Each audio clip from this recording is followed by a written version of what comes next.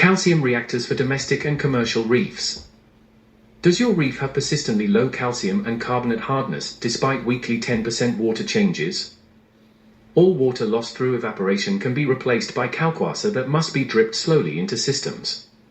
Yet kalkwasser is frequently insufficient to keep pace with prolific stony coral accretions. Chemical additions followed by solute imbalance-mitigating water changes are known as the balling method. Such strategies temporarily destabilize ionic equilibria, introducing unnatural instability.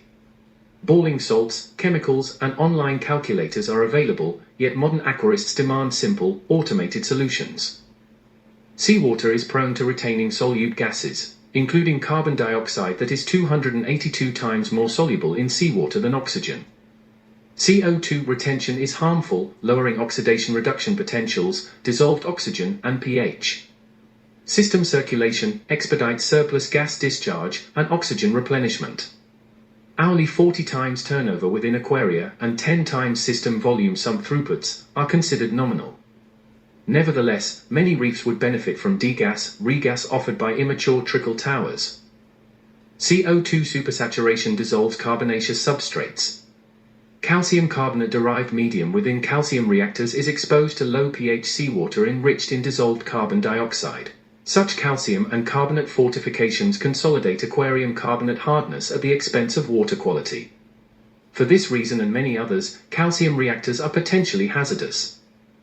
Slow reactor throughputs diminish dissolved oxygen, transforming the environment from suboxic to anoxic, eliciting microbial evolution of deadly hydrogen sulfide gas.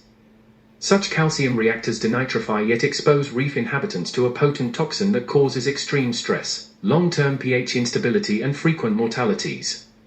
Comparative nitrate tests of reactor influence and effluence indicate suboptimal flow rates. It has been suggested hydrogen sulfide gas and the deadly hydrosulfide ion are efficiently neutralized and buffered by seawater and enriched carbonate. Like trying to catch brine shrimp with a tennis racket or tame a lion using a feather duster. Many calcium reactors have integral pH probe ports. To measure pH accurately, pH probes and monitors must be pre-calibrated using freshly prepared buffers. Readings become wayward after merely half an hour. Ideally, the reaction chamber of calcium reactors must not fall below pH 6.5. Anoxic calcium reactors occur frequently at pH 6, easily misread by uncalibrated pH apparatus.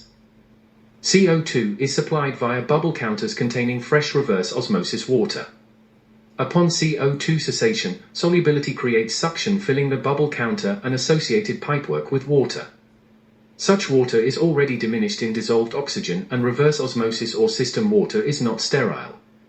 Overnight residence in pipework ensures the metabolism of hydrogen sulfide generating facultative anaerobes, switches to anaerobic digestion.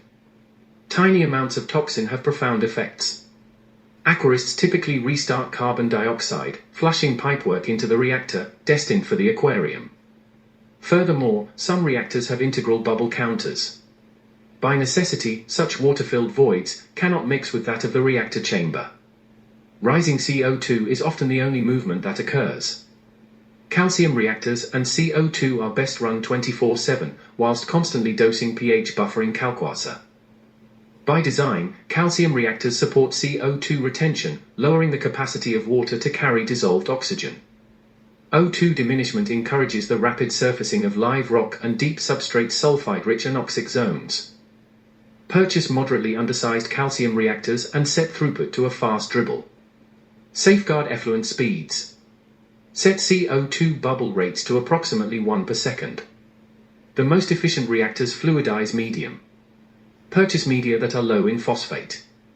Direct effluents through columns of granular ferric oxide and trickle towers supplied with updrafts of air.